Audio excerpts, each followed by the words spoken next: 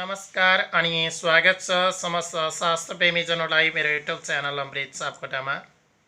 आजको यस श्रृङ्खलामा म हजुरहरू समक्ष श्रीमद् भागवत महापुराणको अष्टम स्कन्द अन्तर्गत अध्याय 1 देखि 3 सम्मको सारांश प्रस्तुत गर्न गइरहेको छु।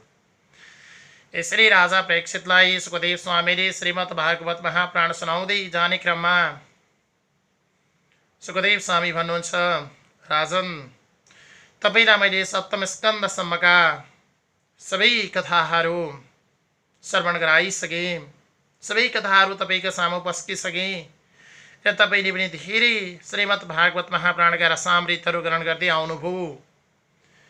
अब अष्टम स्कन्ध सुरु भयो, मन्वन्तर पुराण सुरु भयो। अब यसमा तपाईँले के सुन्ने इच्छा गरिबक्सिन्छ भनेर सुखदेव स्वामीले राजा प्रेक्षितलाई सोधेपछि राजा प्रेक्षित भन्छन्, सुखदेव स्वामी, तपाईँका मुखारबाट मैले श्रीमद् भागवत महापुराणका सप्तम स्कन्द अन्तर्गत सप्तम स्कन्धसम्मका सबै रसामृतहरू पान गर्दै आएँ। अबको क्रममा भने अष्टम स्कन्द अन्तर्गत जहाँ मन्वन्तर वर्णन भनेर चिनिएको छ, यो 24 अध्यायले पूर्ण भएको अष्टम स्कन्धमा गजेन्द्र हात्तीको अथवा जुन हात्तीलाई नै गजेन्द्र भनेर चिनिएको छ, गजेन्द्र हो, गजेन्द्रको उपाख्यान सुन्न चाहन्छु। यस पछाडि राजा प्रेक्षितको प्रश्नको जवाबमा सुखदेव स्वामी भन्नुहुन्छ, सुखदेव स्वामी, क्षीर सागरले घेरिएको अत्यन्त अग्लो त्रिकुट पर्वतको फेदमा वरुणको ऋतुमान नामको उद्यान थियो, बगैँचा थियो। यसरी वरुणको जुन ऋतुमान नाम गरेको बगैँचा, त्यो बगैँचामा अनेकौं जातका वृक्षहरूले ढकमक्क थियो। त्यहाँ अनेक किसिमका जलपक्षीद्वारा सुशोभित एउटा तलाउ थियो। त्यो उद्यानमा सारा ऋतु फलहरू त्यहाँ प्राप्त गर्न सकिन्थ्यो।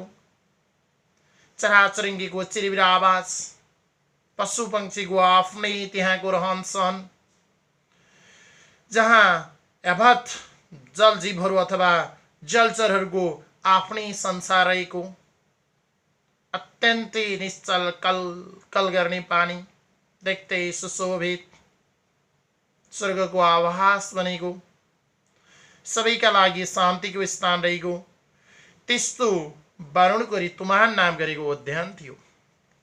त्यो उद्यानको बीचमा एउटा अनेक किसिमका जलपक्षीद्वारा सुशोभित भएको ठुलो तलाउ थियो। त्यो तलाउमा धेरै जलपक्षीहरू रमाएर बसेका थिए अनि जति पनि जङ्गलमा भएका अथवा बगैँचामा भएका थलपक्षीहरू थिए, जनावरहरू थिए, उनीहरूले जङ्गल विचरण गरिसकेपछि अथवा त्यो बगैँचालाई विचरण गरिसके पछाडि थकाइ लागेको अवस्थामा, तिर्खा महसुस भएको अवस्थामा त्यही तलाउमा गएर जलपान गर्ने गर्थे र पानी खाने गर्थे। त्यस्तो सुशोभित तलाउ थियो र त्यही उद्यान अथवा त्यही जङ्गलमा धेरै हात्तीका साथ एउटा हात्ती, जसलाई हामीले गजेन्द्र भनेर चिनिन्छ, हात्तीको नाम, बसेको थियो।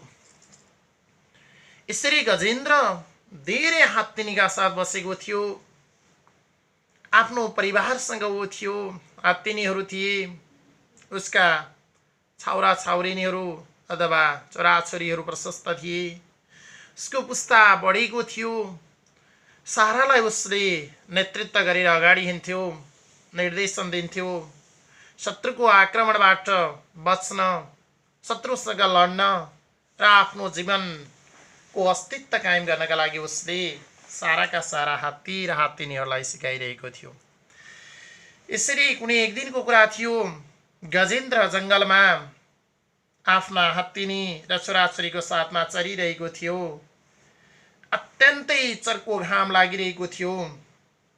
अतिबाट सूर्यनारायणको तेज अत्यन्तै चर्को परेको थियो जङ्गलमा र घामले अत्यन्तै आत्तियो हात्ती, किनभने चर्को घाम पर्यो भने हेर्नुहोस् त, वैशाख जेठको अवधिमा तपाईँ हामी पनि कति आत्तिन्छौँ।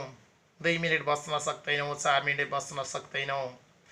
आत्तिएर हेर आछु पोल्न थाल्यो भनेर हामी हतासिँदै शीतलता खोज्छौँ, त्रिखायो भने जलपान गर्न खोज्छौँ। त्यस्तै आखिर हात्ती पनि त एउटा प्राणी हो, उसलाई पनि चिसो र तातोको अनुभव त हुन्थ्यो। तातोले अत्यन्तै उसलाई पोल्न थाल्यो। त्यस पछाडि उसले गजेन्द्रले सारा आफ्नो बथान लिएर त्यस तलाउमा पुग्छ पानी पिउनका लागि। अत्यन्तै प्रचण्ड गर्मीले आत्तिएको हात्ती गजेन्द्र, जसलाई चिनिएको छ गजेन्द्र भनेर, त्यो गजेन्द्र अत्यन्तै गर्मी भएको थियो, चटपटिएको थियो। उसका सारा बथानले जलपान गर्छन्, पानी पिउँछन्। त्यस पछाडि त्यो गजेन्द्र त्यही तलाउमा डुबुल्की मार्छ शीतलका लागि। तलाउमा पस्यो। जब वो तलाउमा पस्यो त्यस पछाडि सुनमा उसले पानी भर्दै अन्य हात्तीनी र आफ्ना साना साना जुन छावाहरू छन् ती छावाहरूलाई माथिबाट सुनले नुहाइदिन्छ, पानी खुवाउँछ, नुहाइदिन्छ। जो तलाउमा पस्न सकेका थिएनन् उसलाई आफूले तलाउबाट पानी फाल्दै हात्तीनीहरूलाई नुहाउँदै, छावाहरूलाई नुहाउँदै, उसलाई तल पसेर पानी जसले पान गर्न सकेका थिएनन्, साना छावाहरू थिए, तिनलाई पानी खुवाउने काम गरिरहेको थियो। यसरी उसले आफ्ना श्रीमती र छोराछोरीलाई र आफ्नो साराका सारा बथानलाई खुसी पार्दै थियो। उता जलभित्र डुबेको थियो गजेन्द्र। त्यही क्रममा जलभित्र डुबेर जललाई उसले बाहिर निकालेर छोराछोरी परिवारलाई सन्तुष्टि दिँदै जाने क्रममा अकस्मात रूपमा जलभित्र रहेको अर्को गोहीले गजेन्द्रको घुँडामा आएर चियाप्प समातिन्छ। हेर्नुहोस्, आखिर गोही हो, अब गोहीले समातेपछि छोड्ने कुरै भएन। तपाईँ हामी सबैलाई थाहा छ गोहीको विशेषता। आक्रमण गर्दै गर्दैन, गरेपछि छाड्दै छाड्दैन। आफूले आँट्नेलाई मात्रै आक्रमण गर्छ। सबै वरिपरि गोहीले हेरिरहेको थियो त्यो गजेन्द्रलाई। गजेन्द्रको कमजोरी भेट्टायो अथवा गजेन्द्रलाई म सक्छु भन्ने भयो। गोहीलाई च्याप्प घुँडामा समात्यो र आफूले भित्र तलाउतर्फ गोहीले तान्न खोज्यो। किनभने जसले पनि आफ्नो वासस्थानमा लैरे हो खाने अथवा आफ्नो बल पुग्ने ठाउँमा, पकड पुग्ने ठाउँमा लाने हो भने सधैँ लागेको कुकुर बलियो हुन्छ। भित्र त गोही बलियो थियो हात्तीभन्दा। उसले जसरी पनि जलभित्र डुबाइदिइसके पछाडि त हात्ती मर्ने नै थियो अनि ढोकाले खान सक्ने थियो। किनभने उसमा पनि त चेतना केही न केही त मात्रामा थियो। ओ पशुमा चेतना हुन्न, शून्य हुन्छ भनिन्छ, तर बाँच्नका लागि भगवानले, ईश्वरले दिएको कुनै एउटा उसँग सहायता थियो, कुनै एउटा विचार थियो। त्यो विचारले उसले भित्र तान्यो, गोहीले भित्र खिच्न थाल्यो। गजेन्द्र त्यहाँबाट बाहिर आउन खोज्यो। अब शत्रुले आक्रमण गरिसकेपछि त बाटो अर्को त भाग्नै पर्यो, विपरीत दिशामा त हिँड्नै पर्यो। आखिर गजेन्द्र बाहिर निक्लनु नै थियो। ऊ बाहिर निक्लिन खोजे, उसले खुट्टा तन्काउन थाल्यो। गजेन्द्र बाहिर आउन चाहन्छ, गोहीले भित्र तान्न चाहन्छ, तान्न थाल्यो। हात्ती बाहिर आउला भन्नुको सट्टा भित्र तलाउतिर तानिन थाल्यो। त्यो देखिसकेपछि त्यहाँ जति पनि हात्तीनीहरू थिए, उसका छावाहरू थिए, उसको समस्त परिवार जति थियो, ती रुन कराउन चिच्चाउन थाले। हेर आछु हो, के भयो नि हाम्रा पितालाई भन्न थाले। यता हात्तीनीहरूले भन्छन्, ओहो मेरा मालिकलाई, हाम्रा मालिकलाई के भयो, लौ न नि प्रभु, अब कसरी तान्ने हो, बाहिर आऊ भन्न थाले। कोहीले सुनमा सुन बिनाउन थाले, कोहीले खुट्टो दिन थाले, कोहीले गएर सुमसुमाउन थाले। अब कुनै उपाय चलेन।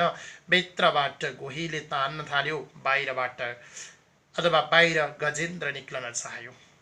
यसरी गजेन्द्र बाहिर आउन चाहन्थ्यो, गोहीले भित्र तान्थ्यो।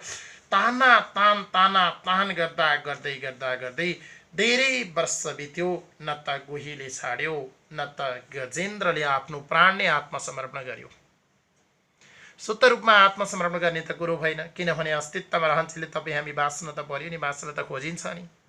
त्यो खोजिसके पछाडि गजेन्द्र बाहिर आउन चाहन्थ्यो, उता भित्र तान्थ्यो गोहीले। यसरी धेरै वर्ष बितिसकेपछि गजेन्द्र दिक्क भयो, थाकेर दिक्क भयो। अब मेरो उपाय केही पनि छैन, अब मैले भगवान विष्णुको शरण लिनुपर्छ, उनी भगवानका नाम कीर्तन गर्नुपर्छ, भगवानलाई जप्नुपर्छ, अनि मात्र मेरो मुक्ति हुन्छ भन्ने सोचे। हेर्नुहोस्, गजेन्द्र आखिर पशु भए पनि उसको भगवानको ध्यान मनन कीर्तन गर्ने चिन्ता छ, भगवानमा मन छ। यसरी उसले सोच्यो, भगवानको शरण सिवाय अरू उपाय कुनै पनि छैन भनी निर्णय गरेको गजेन्द्रले पूर्व जन्ममा जो उसले आफूले सिकेको थियो आफूले सिकेका जुन तत्त्वहरू थिए ती तत्त्वद्वारा भगवानको स्तुति गर्न थाल्यो। लौ न भगवान, म त सङ्कटमा परेँ, आजसम्म छोराछोरी श्रीमती बचाउँदा बचाउँदै मेरो यो अवस्था भयो। आज जङ्गलमा पानी पियाउनको लागि मेरा छोराछोरीलाई मेरो श्रीमतीलाई लिएर आउँदा परिवारकै सङ्ग्रह गर्दा गर्दा गर्दा आज म यो अवस्थामा पुगेँ। अब मेरो मृत्यु हुने बेला अवश्यमेव भयो। अब मलाई बचाइ बक्सियोस् हे भगवान, म तपाईँकै शरणमा छु भनेर गजेन्द्रले भगवानको स्तुति बिन्ती गर्न थाल्यो।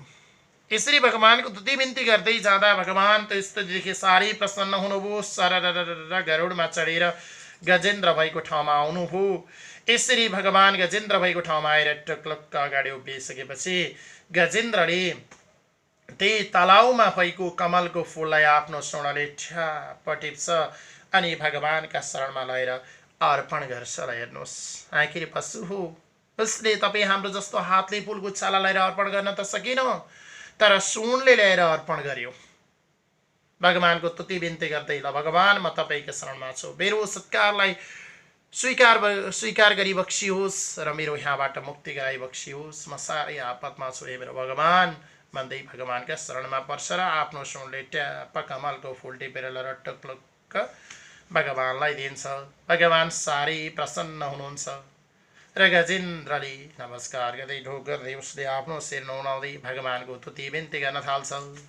भगवानको स्तुति बिन्तीबाट खुसी हुनु गजेन्द्रको स्तुति बिन्तीबाट खुसी हुनुभएका भगवानले आफ्नो चक्रले जुन सुदर्शन चक्र थियो त्यो चक्र स्वयं घुमाइदिनु भयो र गोहीको मुख चट्ट काटिदिनु भयो र त्यसबाट भगवानले गजेन्द्रलाई मुक्ति गराइदिनु भयो। गजेन्द्र पनि साह्रै खुसी भयो।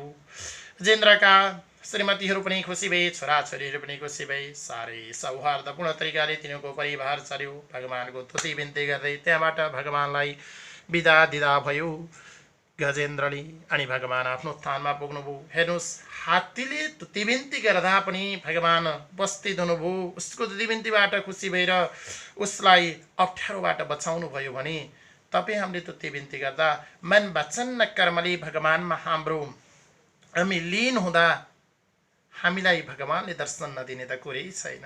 मन वचन र कर्म मात्रै लगाउनु पर्यो, भगवानको दर्शन जतिखेर पनि तपाईँ हामीले प्राप्त गर्न सकिन्छ। हेर्नुहोस् त भगवान यसरी अब यहाँनिर हुनसक्छ गजेन्द्रको थियो त्यो सरोवर के हो, छोराछोरीहरूको हुन् त भनेर यो सरोवर अथवा जुन तलाउ भनियो त्यो तलाउ भनेको संसार हो, जुन गजेन्द्र भनियो त्यो जीव हो, जो गोही भनेर चिनिएको थियो त्यो काल हो र जसले त्यो गजेन्द्र भनेर अथवा गजेन्द्रका परिवार अथवा श्रीमती छोराछोरीहरू भनेर अथवा हत्तिनी छावाहरू भनेर चिनेको थियो त्यो आखिर परिवार नै हुनुहोस् का। यसरी उसले भगवानको सम्झना गर्यो। उसलाई परिवारले त्यो ठाउँबाट बचाउन सकेन, श्रीमतीले तान्दा ऊ आउन सकेन, छोराछोरी रुँदा कराउँदा कसैले सुनेन। तर जब उसले भगवानलाई सम्झ्यो तब स्वयं भगवान उपस्थिति भएर उसलाई बचाउनु भयो, उसको मुक्ति गर्नुभयो। अन्तिममा उसले आफ्नो संस्कारद्वारा अथवा आफ्नो पूर्व जन्ममा सिकेको तत्त्वद्वारा भगवानको स्तुति बिन्ती गर्यो र भगवान प्रकट हुनुभयो र उसलाई बचाउनु भयो। आखिर भगवानको स्तुति नै ठुलो रहेछ। उसले पारिवारिक सङ्ग्रह गरेको थियो त्यत्रा हात्तीको समूहमा जसले कसैले पनि उसलाई आक्रमण गर्न सकेको थिएन भाइले, थलमा बस्ने जीवहरूले, तर जलमा बस्ने जीवले उसलाई एउटा जीवले हल्लाइदियो। त्यहाँ परिवारको केही पनि चलेन। त्यसकारण हामीले यो संसारमा सदा पारिवारिक सङ्ग्रहले हुनेवाला केही पनि छैन। छोराछोरी इष्टमित्र बान्धव बान्धव श्रीमती भन्नु बेकार हो प्रभु। केवल भगवानको स्तुति बिन्ती गर्यो भने जस्तो सुकै सङ्कटबाट पनि मोक्ष प्राप्त गर्न सकिन्छ। त्यसकारण हाम्रो छोराछोरी नाति नातिना बान्धव बान्धवभन्दा माथि भगवान हुनुहुन्छ। भगवानको स्तुति बिन्ती गरौँ, त्यही नै हुनेछ हाम्रो मुक्तिको उपाय। हेर्नुहोस्, हामी लास मरिन्छ, कुनै एक दिन अवश्यमै संसार छोडेर जानु छ।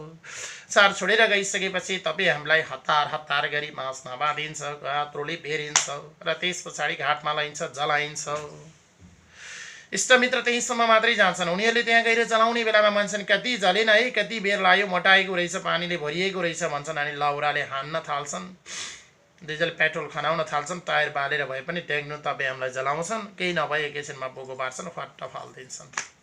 अनि साराका सारा इष्टमित्र बान्धव बान्धव जुन जनहरू छन् अथवा छोराछोरीहरू भने जुन चिनिएका छन् उनीहरू सबै फर्केर आउँछन्। लौ त अब आजबाट गयो, उसको लेखा लगानी यति नै रहेछ, सुख भोग्न लेखेको रहन्छ, धेरै दुःख गरे गयो, सिद्धियो।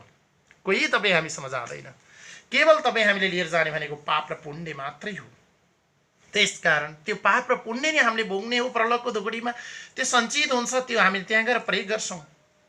त्यसकारण हामीले यो संसारमा सदा पारिवारिक सङ्ग्रह मात्रै होइन, भगवान्का स्तुति बिन्ती गर्नुपर्छ, पुण्य कमाउनुपर्छ, अर्काको सेवा गर्नुपर्छ, गुरुजनलाई सत्कार गर्नुपर्छ, वेद शास्त्रहरूको अध्ययन गर्नुपर्छ, आफ्नो धर्मको पालन गर्नुपर्छ, आफ्ना वर्णका जुन धर्महरू छन् तिनको पालना गर्नुपर्छ। अनि मात्र मुक्तिको उपाय अवश्यमेव छ, मुक्ति हुने उपाय गर्नुपर्छ। पारिवारिक सङ्ग्रह धन सम्पत्तिको सङ्ग्रहलाई त्याग्नुपर्छ हे राजा परीक्षित। त्यसकारण तपाईँले पारिवारिक सङ्ग्रह त्यागेर भगवानको स्तुति बिन्ती गर्न आएर बस्नुभएको छ, स्तुति बिन्ती गर्नुभएको छ, श्रीमद् भागवत महापुराण श्रवण गर्नुभएको छ। यसरी गजेन्द्रले भगवानको स्तुति बिन्ती गर्दा त मोक्ष प्राप्ति गर्यो, उसलाई तलाउबाट भगवानले निकालिदिनु भयो भने तपाईँले यस्तो मन वचन कर्म लगाएर श्रीमद् भागवत महापुराण सुनिरहनु भएको छ, रसामृत रूपान गर्नुभएको छ। तपाईँको मुक्ति अवश्यमेव छ, यसमा चिन्ता नगर्नुहोस् भन्दै सुखदेव स्वामी राजा परीक्षितलाई बताउनुहुन्छ। जय बोलो श्रीमद् भागवत महापुराण को, जय बोलो श्रीमद् भागवत महापुराण अष्टम स्कंद को। ओम नमो भगवते वासुदेवाय।